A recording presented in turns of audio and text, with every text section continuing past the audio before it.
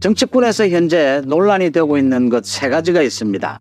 하나는 가수 나훈아와 조용필을 넣고 나훈아가 오르냐 조용필이 오르냐 논쟁이 벌어지고 있습니다. 광복절 행사가 둘로 쪼개진 부분 논란이 이제 가수 나훈아와 조용필 논쟁으로 옮겨 붙었습니다. 이게 있고요. 또 하나는 국민의힘 쪽입니다. 총선 백서가 다 만들어졌는데 이걸 채택할 것이냐 채택하지 않을 것이냐 최고위원회의에서 의결을 해야 하는데 총선 백서 부분이 있고요. 또 하나는 한동훈 후보가 전당대회에서 발표를 했던 최상병 특검법 제3자 추천 최상병 특검법을 민주당에서 받겠다라고 해서 이걸 한동훈이 어떤 결정을 내려야 하느냐 여기에 또 논란이 있을 수가 있습니다. 가장 중요한 것은 국민들의 상식이라고 봅니다. 국민들의 눈높이, 국민들의 상식입니다. 국민들의 상식은 정치권 인사, 정치는 국민들의 삶을 위한 도구입니다. 윤석열 대통령이든 한동훈 대표든 이재명이든 누구든 국민의 삶을 위해서 필요 없는 사람들은 바뀌어야 합니다. 도태되어야 하고 필요한 사람들만 살아남아야 합니다. 어느 정권이든 어느 정치인이든 마찬가지입니다. 자신들도 이야기하는 것이죠. 선거가 되면 신을 국민들의 삶을 위한 도구로 써달라고 합니다. 정치는 그렇게 바라보는 것이 상식이다라고 하는 것이고요. 또 가장 중요한 것은 여론조사입니다. 국민들의 지지율입니다. 국민들이 많이 지지하는 쪽이 승리합니다. 정치는 권력을 놓고 다투는 게임입니다. 경쟁이죠. 국민들의 지지를 많이 받아서 승리해야 합니다. 지는 정치는 의미가 없습니다. 국민들이 유권자가 어느 정치인을 지지할 때는 또 표를 줄 때는 승리하라라고 하는 것입니다. 권력을 잡아서 국민들을 위해서 정치하라라고 하는 것이죠. 그런데 져버리는 정치 한두 번은 모르겠지만 지는 정치는 의미가 없다라고 하는 것입니다. 그런 점에서 한번 살펴보겠습니다. 먼저 이 부분이 있습니다. 제가 여전히 유난 케미를 말씀을 드립니다. 윤석열 대통령과 한동훈 대표의 케미 지금은 이제 윤 대통령과 한동훈 대표의 개인적인 관계에는 그렇게 크게 의미가 없습니다. 이제 중요한 것은 국민들의 눈높이에서 대통령으로서 당대표로서 어떤 관계냐라고 하는 것입니다. 어떤 관계여야 하느냐라는 것이죠. 이것도 국민들 당원들이 결정할 부분입니다. 국민들 당원들이 어느 쪽을 지지하느냐 어떤 명령을 내리느냐 거기에 따르면 될 일입니다. 거기에서 벗어나서 따르지 않겠다 고집을 부리는 쪽은 망하는 겁니다. 도태되는 겁니다. 윤 대통령이든 한동훈 대표든 국민들과 당원들의 상식적인 요구에 따라야 합니다. 따르지 않으면 패하는 것이고 도태될 것입니다. 그런데 윤 대통령이나 한동훈 대표 모두 국민들의 상식에 따라야 한다라는 것은 잘 알고 있는 사람들이기 때문에 따르게 될 것이다. 그렇게 따르는 과정에서 유난 케미가 이제 또 새로운 유난 케미가 만들어질 수밖에 없고 만들어질 것이다 라고 하는 점입니다. 그런 말씀을 먼저 드리고요. 나훈아와 조용필을 놓고 나훈아는 훌륭한데 조용필은 훌륭하지 못하다. 문제가 있다. 나훈아는 북한의 김정은에 대해서도 김정은 돼지라고 이야기하면서 김정은이 자기 마음대로 한다면 북한에 사는 국면에 참여하지 않겠다라고 해서 거절해버렸습니다. 그 다음 이 광복절에 대해서도 이 광복절이 사실은 쓸데없는 것이다. 우리가 광복절이 없을 만큼 우리나라가 강해서 남의 나라에 침략을 받지 않아야 한다. 이렇게 이야기를 했는데 조용필은 그러니까 지난 2018년에 문재인 정부 당시에 북한을 방문해서 김정은에게 폴더 인사를 했다. 90도 각도로 인사를 했다. 그 다음 노무현 정부 때도 북한에 가서 단독 공연을 한 것 이렇게 비교가 됩니다.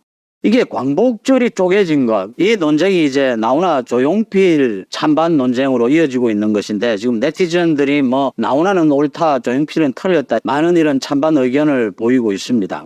먼저 광복절 행사에 광복회 회장인 이종찬과 독립기념관장인 김형석 둘의 충돌에서 시작이 돼서 이제 야당까지 행사에 참여하지 않겠다라고 해서 야당에서 조국은 입에 담을 수도 없는 막말을 하고 저는 이렇게 봅니다. 국민들의 상식이 이것 아니냐 이렇게 봅니다. 이종찬이 100% 잘못된 겁니다. 독립기념관장 김형석이 뉴라이트인지 뭔지 뉴라이트라고 해도 친일적인 것도 있고 친일 아닌 것도 있고 이래서 한 방향으로 이야기할 수 없습니다. 그런데 이종찬이 독립기념관장 좀 알지도 못할 사람 김형석이 임명이 됐습니다.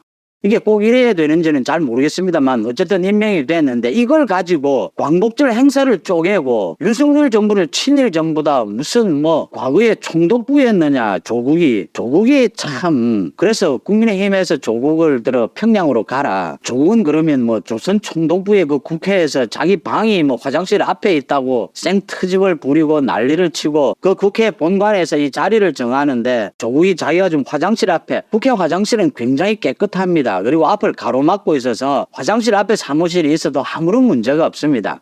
이런 조국이 무슨 경우에도 맞지도 않는 이런 목리를 부리다가 무슨 뭐 또 윤석열 정부에 대해서 폐악질입니다. 조국은 무슨 정치적인 뭐 메시지가 없습니다. 그냥 폐악질입니다. 저런 조국은 빨리 잡아넣는 게 맞고요. 본론으로 넘어갔습니다. 이종찰이 잘못된 겁니다. 독립기념관장이 마음에 들지 않는다. 그러면 그 부분을 가지고 비판하고 논쟁을 벌일 수 있습니다. 그런데 그게 광복절의 행사에 왜 참여하지 않아야 됩니까? 안 해야 되는 이유가 되는 겁니까? 그건 이종찬이 100% 잘못된 겁니다. 그 다음 이종찬 광복회가 참여하지 않는다라고 해서 야당은 왜 또 참여를 안 합니까? 참석을 안 합니까? 그 제정신이 아닌 겁니다. 그냥 윤석열 정부를 조국처럼 그냥 비난하겠다, 폐악질 부리겠다 이것밖에 안 됩니다. 그 다음 나훈아와 조용필입니다. 둘 다 뛰어난 가수입니다. 나훈아가 김정은 돼지, 김정은 자기 마음대로 하는 그 북한 행사에는 참여하지 않겠다. 또 광복절 이건 쓸데없는 행사다. 우리가 힘을 길러서 절대로 나라를 뺏기는 이런 일이 없었다면 광복절도 없는 것 아니냐. 그래서 나훈아는 우파다. 뭐 조용필은 좌파다. 이게 좌파 우파입니까? 뭐 그건 잘 모르겠습니다만 상식적인 것 아닙니까? 나훈아 얘기는. 나훈아 메시지가 상식이지 않습니까? 좌우를 떠나서 말이죠. 우리 힘을 길러야 한다. 힘만으로 평화를 구축한다. 이건 문제가 될 수도 있을 겁니다. 그런데 힘을 길러야 한다라는 건 당연한 것이 상식적이지 않습니까? 김정은 자기 마음대로 하는 것 그런 행사에 자기는 참석하지 않겠다. 나훈아는 상식적이고 나훈아는 훌륭한 것입니다. 뭐 좌니 우니를 떠나서 조용필은 훌륭하진 못합니다. 조용필도 그런데 상식적이지 않다라고 볼 수는 없습니다. 가수가 이 뭐 북한의 행사에 참석하게 됐고 또 정치권 인사에 대해서 이렇게 깍듯이 인사를 누구에게나 한다면 조용필이 예의를 한 것이다, 다 한 것이다 라고 했는데 누구나 뭐 그렇게 깍듯이 인사를 한다면 뭐 조용필을 탓할 수는 없습니다. 조용필도 뭐 크게 상식적으로 어긋났다, 정치적인 성향이 없을 뿐이다 뭐 이렇게 이야기할 수 있을 겁니다. 나훈아가 훌륭하다라고 해서 조용필이 아주 나쁜 놈이다 이건 아니지 않습니까? 나훈아는 훌륭한 것이고 상식적인 것이고 조용필도 상식을 어긋난 건 아니다. 그냥 훌륭하지는 못하다. 뭐 그냥 일반적인 이런 연예인으로서의 처신을 한 것이다. 이렇게 보는 게 국민적인 눈높이 아니겠습니까? 그 다음 최상병 특검법 관련해서 한동훈 대표가 제3자 추천으로 하자 민주당이 그걸 받겠다라고 해서 한동훈 대표가 좋다. 그렇다면 지금 국민의힘에서 절차를 밟고 있습니다. 한동훈 대표가 위헌적인 요소 다 빼고 제보공작 의혹, 민주당에 의한 제보공작 의혹까지 모두 포함을 시키자. 위헌적인 요소 빼면 어떤 것들이 있느냐 하면요. 이 지금 민주당이 낸 최상병 특검법 여기에는 뭐 김건희 여사까지 집어넣고 판사까지 자기들이 지정을 하고 이 특검이 지정을 하고 또 특검에서 매일같이 언론 홍보를 하는 기자회견을 하는 이런 걸 허용해 두고 있습니다. 이런 거 다 털어 막아버리면요. 진짜 최상병 특검법, 진상을 가리는 그리고 언론 플레이 못하도록 딱 막아버리고 그 다음 위헌적인 요소 다 없애고 민주당이 제보공작 다 집어넣고요. 이렇게 하면 민주당 못 받습니다. 이런 거 받지 못합니다. 민주당이 지금 뭐 갈라치기 좀 하고 국민 전환을 위해서 이걸 받겠다라고 했는데 또 한동훈 대표는 당연합니다. 당 내에서 지금 찬반 많은 논란이 있기 때문에 민주적인 절차를 거쳐서 이렇게 위헌적인 요소 다 없애고 이런 제보 공작까지 모두 넣자 이렇게 논의해가면 됩니다. 시간을 두고 논의해갈 수 있는 것이고 수위도 조절하는 것입니다. 한동훈 대표 이걸 놓고 또 친윤 친한이 뭐 충돌할 것이다. 충돌할 게 없습니다. 한동훈 대표가 민주당의 특검에 대해서 민주당이 이제 갈라치기 하는 것은 뭐 크게 중요한 건 아닙니다. 한동훈이 그래 추진하자, 다 집어넣자, 진상을 한번 가려보자, 그리고 언론 플레이 못하도록 막자, 특검이 이러면 민주당 못 받습니다. 한동훈이 이렇게 이야기하는 이유는 민주당의 특검 공격이 이게 지금 최상병으로 끝나는 게 아니라는 걸 한동훈이 더 잘 알고 있습니다. 소위 친윤 일부에서 한동훈에 대해서 민주당에게 말려들고 있다, 민주당의 전략에 말려들고 있다라고 하는데 아닙니다. 한동훈이 오히려 말려들지 않는 겁니다. 무조건 지금 반대하면 반대되느냐? 최상병이 있고요. 그 다음 김건희가 있습니다. 김건희 특검이 있습니다. 특검을 몰아쳐서 마지막에 윤석열 대통령 탄핵을 노리는 것 아닙니까? 이걸 막는데 그냥 특검하지 말자 따때리 맞고 이게 국민들 여론에 도움이 됩니까? 국민들 눈높이에 맞춰서 상식적으로 생각해 보자는 겁니다. 최상병 특검은 한동훈이 주장하다시피 위헌적인 요소 다 없애버리고 이 지금 언론 플레이 못하게 하고 정말 진상을 규명하는 걸로 가면 민주당이 더 다칩니다. 국민의힘에서 그걸 못 받을 이유가 없습니다. 근데 한동훈이 고민하는 지점은 이게 아닙니다. 이후에 김건희 특검이 있거든요. 그 이후에 김건희 여사와 윤석열 대통령을 가지고 계속 흠집내기를 할 겁니다. 전체 흐름을 놓고 한동훈이 어떻게 대처하는 것이 옳으냐 지금 이걸 보고 있는 겁니다. 그러니까 친윤 일부에서 걱정하는 걸 한동훈이 더 걱정하고 있습니다. 이걸 좀 흐름을 안다면 뭐 이런 논쟁 이런 논란을 할 이유가 없습니다. 지금 공수처에서 윤 대통령에 대한 통화 기록까지 다 확보하고 있지 않습니까? 중앙지검에서 김건희 여사에 대해서 두 가지 그 혐의에 대해서 이미 조사를 끝냈고 이제는 마무리를 해야 합니다. 국민 눈높이에 맞춰서 어떻게 결정을 하는 것이 옳으냐. 가장 중요한 것은 민주당의 저 정치적 공세, 윤석열 대통령 탄핵까지 가져가려고 하는 저 공세를 어떻게 차단하는 것이 옳으냐. 지금 한동훈이 고민하는 지점입니다. 윤 대통령이 유심히 보고 있는 지점입니다. 제발 불필요한 논란 하지 말라는 이야기입니다. 어떻게 하는 것이 가장 좋으냐. 김건희 여사에 대해서 걱정하는 사람이 많습니다. 제가 이거 검찰 수사 결과를 이래라 저래라 할 수도 없는 일입니다. 만약에 검찰 수사 결과 마무리에 김건희 여사 그 주가 의혹 부분은 기소를 하고 또 가방을 받은 부분은 이건 법안에 기소를 할 내용이 없습니다. 그래서 이걸 무혐의 처리를 한다면 김건희 여사 특검은 특검으로 갈 이유가 없습니다. 기소를 하면 재판을 받아야 합니다. 김건희 여사가. 그렇게 되면 특검을 막을 수가 있습니다. 논리가 바로 서지 않습니까? 그러면 최상병 특검 이거 수위와 시간 조절해 가면서 민주당에 맞서고 있다가 지금 한동훈이 이야기하는 식으로 위헌 요소 딱 없애고 진짜 진상조사하자 제보 공작 다 집어넣고 언론 플레이 못하도록 막자 이렇게 소위 한동훈 특검법을 내놓으면요 민주당이 못 받습니다. 민주당이 만약 이거 받게 되면 민주당이 더 다칩니다. 이 특검을 가지고 쭉 끌고 가면 민주당이 더 이상 나아가지를 못합니다. 소위 윤석열 대통령 탄핵은 입에 올리지 못하는 상황으로 가져갈 수가 있습니다. 지금 검사 탄핵도 청문회를 하고 있지 않습니까? 이게 제대로 됩니까? 안 됩니다. 이렇게 적극적으로 막아 나서야 된다. 한동훈의 전체 지금 흐름을 보고 있다라고 하는 것입니다. 무엇이 국민 눈높이에 가장 맞는 길일까? 그겁니다. 당장은 좀 윤 대통령 입장에서 한동훈이 못 믿었고 한동훈이 좀 언짢은 부분이 있다 하더라도 한동훈이 고민하는 이 전체의 흐름을 본다면 결국은 윤 대통령도 이게 맞다라고 하게 될 겁니다. 또 국민들의 지지, 국민들의 눈높이도 여기에 쏠리게 될 것이다. 또 말씀을 드리는데 김경수 그 복권요. 김경수 복권을 왜 시킵니까? 김경수 복권을 시켜야 이명박 정부 때 그것도 복권시켜 줄 수 있다. 사면복권. 이명박 정부 때 여론조작도 복권 안 시키면 될 일 아닙니까? 그게 국민 통합에 무슨 여론조사의 결과가 나오지 않습니까? 당원들의 대부분이 김경수 복권 안 된다 아닙니까? 국민들도 김경수 복권 안 된다라는 것 아닙니까?